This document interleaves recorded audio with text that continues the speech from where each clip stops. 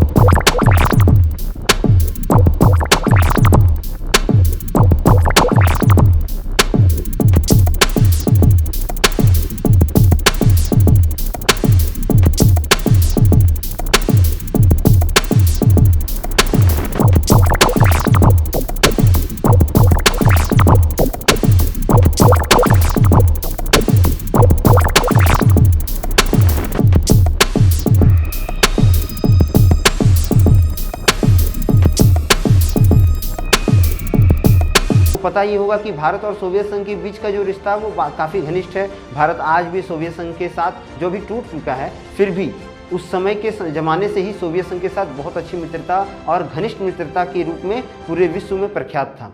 इसी कारण सोवियत संघ के खेमे में होने के कारण भारत का जो रिलेशन था वो इजराइल और अमेरिका के साथ दोनों के साथ अच्छा नहीं था। देखिए भारत विभाजन के बाद ही जितने भी काम हुए वो भारत ने अपने पक्ष और अपनी सुरक्षा के लिए किए थे, जबकि इजराइल के निर्माण के बाद या इजराइल के अलग होने के बाद इजराइल ने खुद को मजबूत करने के लिए ऐसी रणनीतिक कार्य किए थे जिसमें युद्ध की स्थिति ज़्यादा दिखती थी। और इसी कारण इजराइल लगातार क्या करता था, वो ऐसे गतिविधियां करता था अमेरिका के साथ मिलकर जिससे हिंसा को बढ़ावा मिलता था।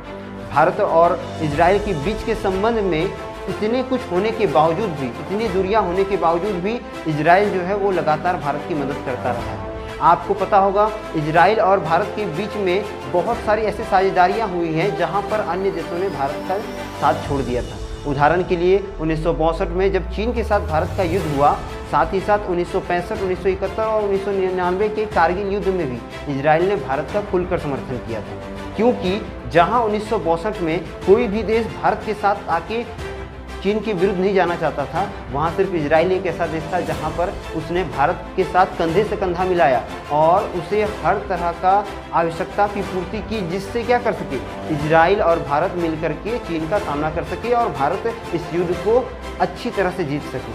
1965 और 1971 में भारत जहां बहुत ज़्यादा मात्रा में टेक्नोलॉजी और असला बारूद की मात्रा में कमी देखी जा रही थी, वहीं इजराइल ने इसका पूरा समर्थन किया था।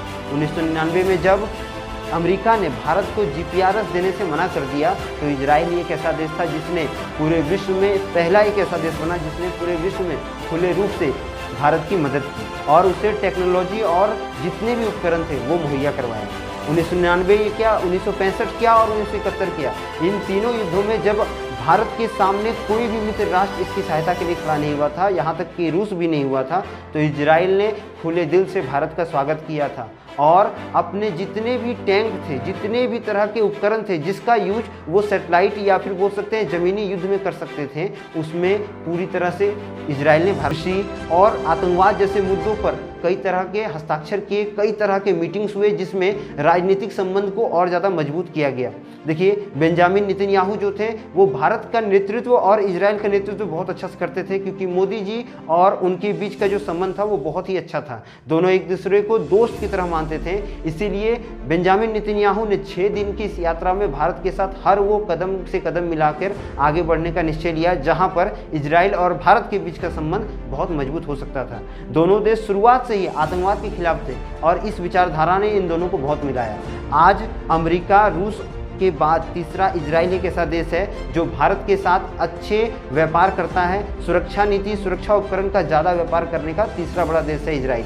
इस तरह से भारत और इजराइल के जो संबंध है वो बहुत ही महत्वपूर्ण रखते हैं। देखिए, वर्ष 2015 में जब G20 देशों के सदस्यता वाली मीटिंग होने वाली थी, तो इस दौरान फ्रांस में आतंकवादी हमले बहुत ज़्यादा बढ़ गए थे और इसकी सुरक्षा नीतियों को अपनाते हुए जब आतंकवादियों ने थ्रेट दिया था कि वो G20 में भी हमला कर सकते हैं, तो मोसाद, जो इजराइल का सबसे बड़ा आंतरिक या बोल सकते हैं इंटेलिजेंस ब्यूरो और एक तरह का गुप्त सूचक है, जो भारत के रॉ के साथ मिलकर के भारत के प्रधानमंत्री का पूरा तरह से सुरक्षा किया था। उन्होंने यह जिम्मेदारी ली थी कि हम भारत के प्रधानमंत्री को कुछ नहीं होने देंगे और उसके तहत मोसाद ने, जो इजराइल का सबसे ताकतवर बोल सकते हैं एक तरह का ग्रुप, इस तरह से इजराइल के मोसाद और भारत के रॉ इंटेलिजेंस एजेंसी ने मिलकर के 2015 के भारत सुरक्षा अधिनियम को आगे बढ़ाया और साथ ही साथ प्रधानमंत्री मोदी का पूरा सुरक्षा किया था। तो आप समझ सकते हैं कि इजराइल और भारत का संबंध कितना प्रगाढ़ होगा। देखिए, भारत और इजराइल के बीच कई तरह का व्यापारिक संबंध भी बढ़ रहे हैं। जब यहाँ से प्रधानमंत्री मोदी जी 2017 में गए थे तो उनके साथ बहुत सारे ऐसे सुरक्षा उपकरणों पर भी चर्चा हुई जिसके तहत भारत अपनी आर्थिक और सुरक्षा नीति को बढ़ा सकता था। उदाहरण के तौर पर भारत और इजराइल के बीच में आने वाले समय में बहुत ऐसे मिसाइल्स में भी हस्तक्षेप हुआ है या हस्ताक्षर हुआ है, जिससे दोनों देशों की जो सुरक्षा नीति है वो बहुत स्ट्रांग हुई है। साथ ही साथ कृषि क्षेत्र में आपको पता होगा कि इजराइल के पास उतनी ज़मीनें नहीं हैं, फिर भी इजराइल ने रूफ फार्मिंग या बोल सकते हैं छत पर कृषि करने की विधि को ईजाद कर लिया है। उसके बाद और कई ऐसी विधियों को ईजाद किया जिसके तहत इजराइल जो है वो समुद्र के पानी से मीठा जल बना सकता है।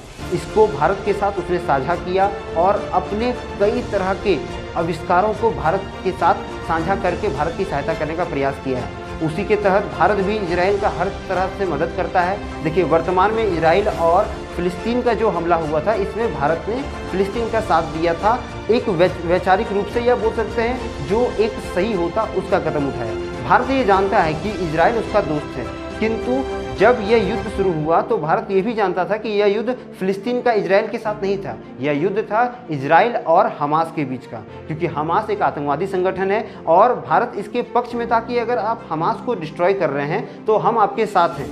यहाँ तो फिलिस्तीन और इजराइल का कोई झगड़ा ही नहीं था, लेकिन कुछ गलतियों और कुछ गलत नीतियों के कारण इन दोनों के बीच में झगड़ा हुआ, जिसके कारण भारत को फिलिस्तीन का साथ देना पड़ा।